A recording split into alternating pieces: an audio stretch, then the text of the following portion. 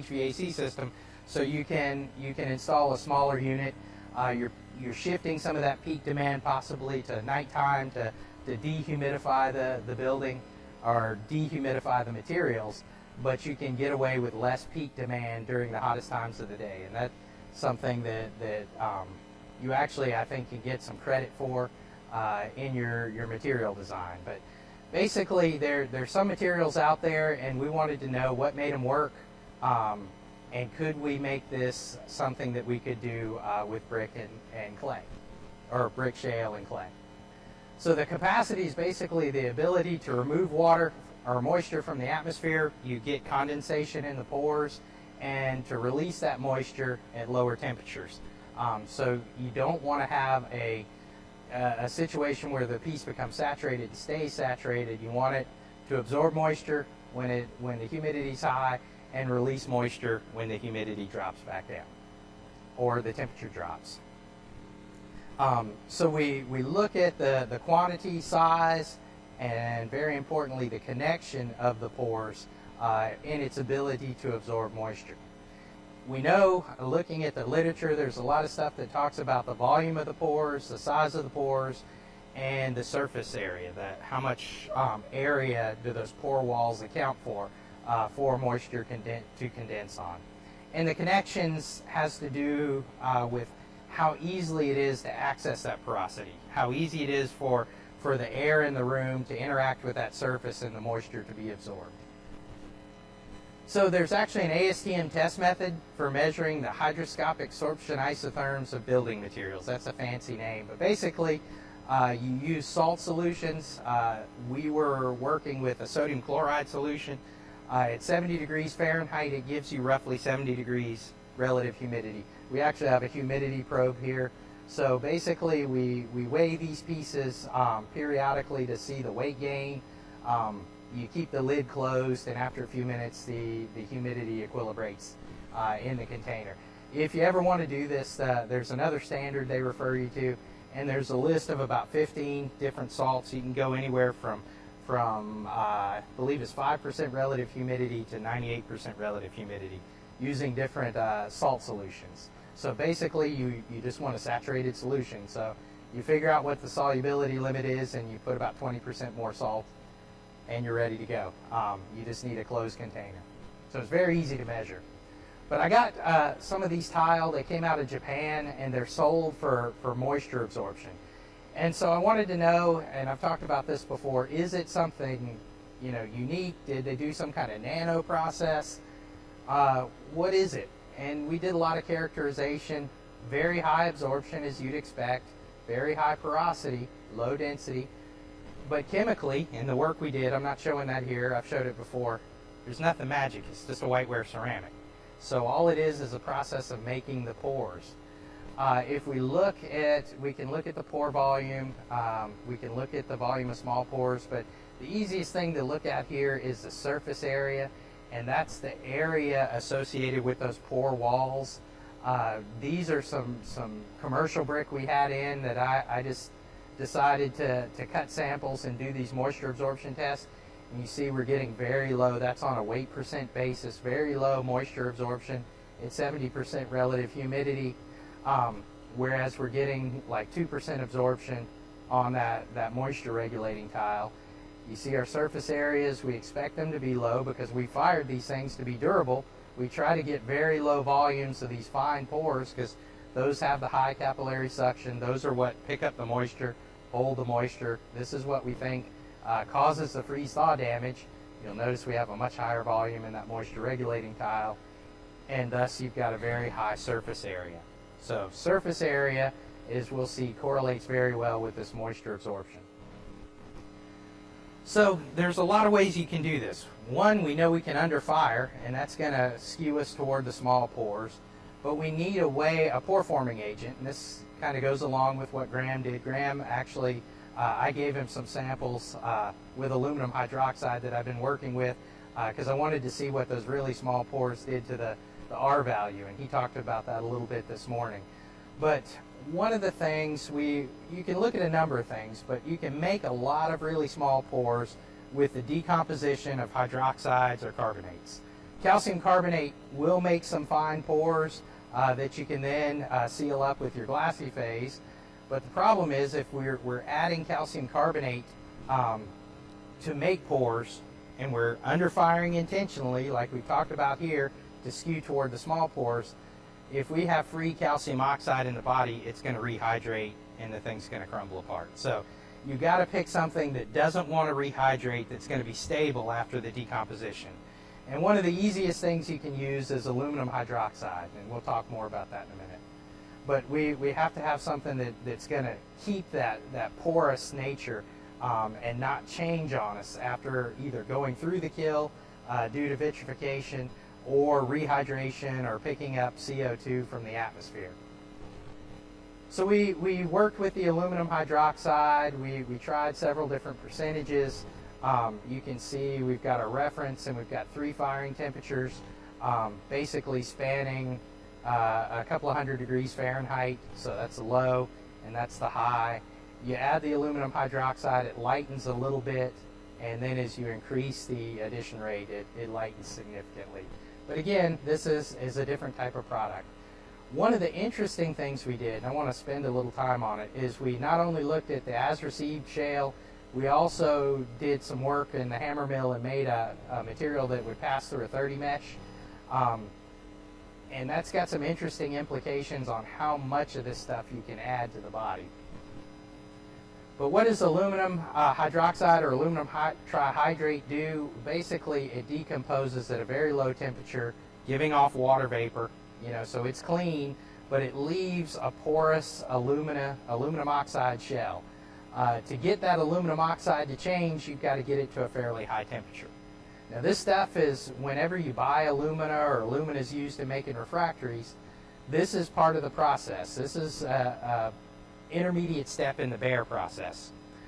Typically what they do is they'll decompose that to make what's called calcined alumina, which has a fairly high surface area, and then to go to the tabular aluminas, they're firing that to very high temperature to make it center some. What we wanted is we just wanted to leave a porous shell to make those pores. It's one of the reasons why we picked it. It doesn't rehydrate, it doesn't typically carbonate, anything like that. It's very stable. And it's available at a commercial grade. It's used a lot as a fire retardant. So you can buy it in bags. It's easy to come by. Just some general trends here. I'm not going to belabor this. It's kind of a joke. I can't talk without a graph, but I can't talk without a graph. Looking at the addition, this is a coarse material. We typically, with that fine material, as you'd expect, we get lower absorptions. And if you notice, a lot of times these curves, there's a little more. This is going to higher and higher temperature. You get a little more response at the higher temperature. As you'd expect, it's a finer material, it vitrifies more. I just want to show you this to show you that we did typically, except for the very high addition rates, we got higher absorptions with the finer shale. At the low temperature, at the high temperature, we got a little bit more vitrification. About the same trends for apparent porosity. Bulk density, we did get lower bulk densities, which goes along with higher absorption and porosity at the lower firing temperature with the fine material, but we're actually at higher absorption or higher bulk density due to higher vitrification at the higher temperature. So we can create a fair amount of porosity. We're not quite in the range where that the moisture absorption tile was. Again, that can be dealt with higher and higher addition rates. But we see much more effective vitrification with the finer mix. But the real advantage of the finer mix, typically what limits how much of any additive you can put in, is the impact on strength. The more pores you make, generally the lower strength. This is a regular material, it's roughly a -8 mesh. By going to -30 here on the regular, you'll see we get a big boost in strength across the board. It has to do, I think, mainly with the little quartz grains. If you look at them, you do some microscopy, you always see a little crack around that grain where it pulls away when it goes through the quartz inversion. By having finer grind, you basically have smaller defects, and I think it gives you a higher strength. But basically, if we say we look at this intermediate firing, with that highest addition rate, we're down around 1,000 psi for the modulus of rupture, and we're up around 1,600 psi for the same addition rate with the fine material. So a big boost just by grinding finer. And what that's doing is that's giving us the ability to use higher addition levels, okay, to get up to that absorption value if we wanted to do this. So the other thing we see, if you notice, the slope is much higher here on these fine mixes because of the vitrification we're seeing with the finer mix. So you go from a lower strength and we get much higher strengths at the high firing condition. So the big thing I saw there, the thing I got really excited about, was that strength increase by going to the finer mixes. But when we go look at the moisture absorption, and this was done at 70 degrees relative humidity and 70 degrees F in the salt bath, we actually get the higher absorptions on the coarse material. And I'll show you some trends. It has to do with how the pores are connected. I think we're, even at that lower temperature, we're getting a little vitrification. It's closing off some of the smaller pores, and it's giving us a little penalty on that moisture absorption. So while it gives us higher strength, it allows us to put more pore forming agent in, it doesn't necessarily result in higher moisture absorption. But you'll notice here we were able to get up to 0.5, and that moisture absorption tile was 2. So we went from something that's 0.00 something up to 0.5. So 2 orders of magnitude we were able to increase that moisture absorption. So again, you know, just an interior building material, not something you would want to expose to freezing and thawing conditions. So as we went up in the additive, obviously we saw more moisture absorption. The regular mix actually behaved better than the fine mix, although the physical properties would suggest otherwise. If we look at the total pore volume, and this is only looking at the regular mix, just to not get too complicated, you'll see there's a general trend following the pore volume where you get a big increase as you increase that pore volume. This is the least fired sample that we did. You see that climb up. You can also look at the fine pores. You don't get as good a correlation, but what correlates really well is that surface area, like several of the papers I read talked about. Maybe the only characterization you really need to do. The surface area for that moisture absorption tile, I've forgotten already, but I think it was 18. And here you see we're about 8.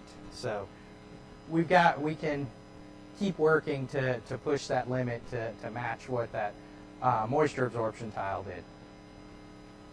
The other thing we looked at here is some of the papers talked about how the water moves, but if we compare the two different, this is at the intermediate firing temperature, if we compare the surface area versus the moisture absorption, we get a nice linear trend for one of the firing temperatures. The red is showing the fine mix, and the black is showing the regular mix. So we get, that looks backwards. Oh no, this is the intermediate firing temperature. Okay, so we get higher absorptions at a lower surface area. So what it's telling me is the way the pores are connected and the way the water moves through the piece is also influencing that moisture absorption. So we can do these water vapor transmission tests we've done before. This is, if you look in WFI or any of those moisture transport models, they all talk about water vapor transmission. There's an ASTM method to measure it. There's several ways to do it. There's a desiccant method where you basically have a humid environment and you have an absorbent inside this little dish, and there's a little piece of brick, obviously we've glued in the face. Very high-tech Ziploc containers here. A little bit of hot glue and a utility knife are all you really need to make these. But we mount these pieces of the lab extruded bars. The way we're doing it is there's water in the pan, we know the humidity in the lab, and we've got a gentle air movement across. and we measure how much weight we lose every day. The only way for the water to go out is through the brick. You can also use this as an accelerated efflorescence test. It works very well for that. Something Harold taught me a long time ago.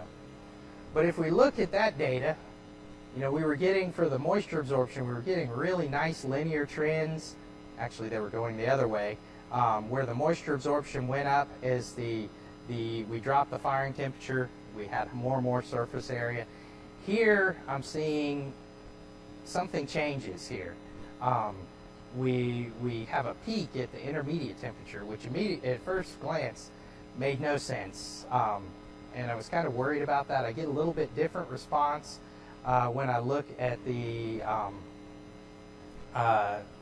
highest edition kind of changes, and then coming back over here, we see something kind of strange where it's kind of flat between the low firing and the intermediate, and then the transmission goes up with a higher firing.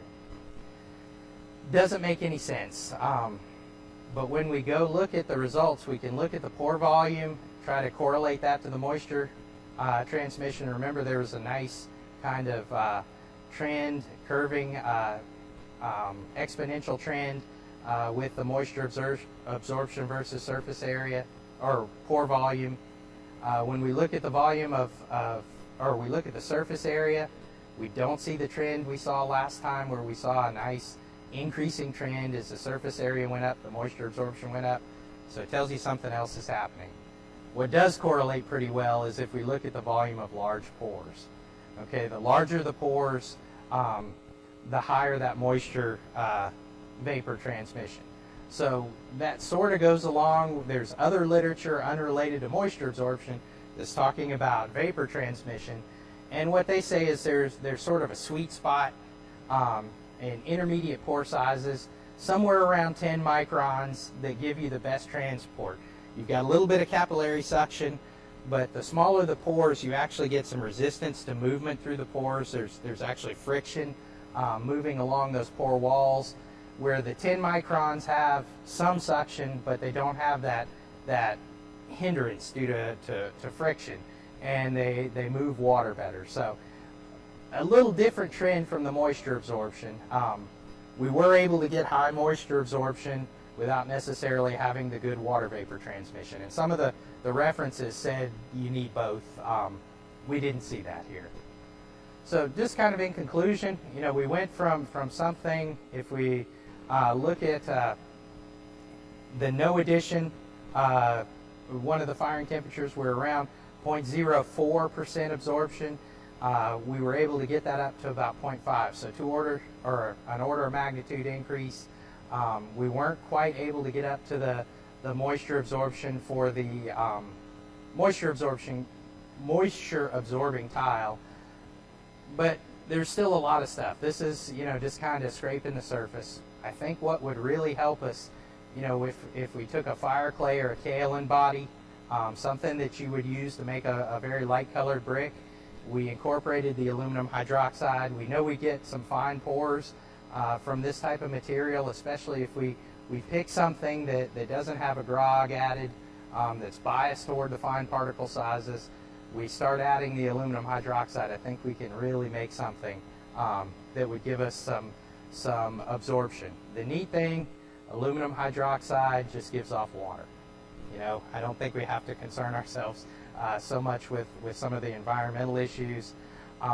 We have, based on some work I did a long time ago, aluminum hydroxide in the body actually does help reduce fluorine emissions.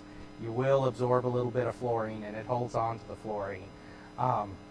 So there could be some other advantages there that could come up. But if we did go to that fine, fire clay or kaolin body, the dehydroxylation of the clay gives us some of the fine pores in addition to what we're creating with the additive. So I think this is a real possibility. If this kind of market takes off, I think we can easily make something that would be a viable product in this type of arena. So, any questions? Yes, sir.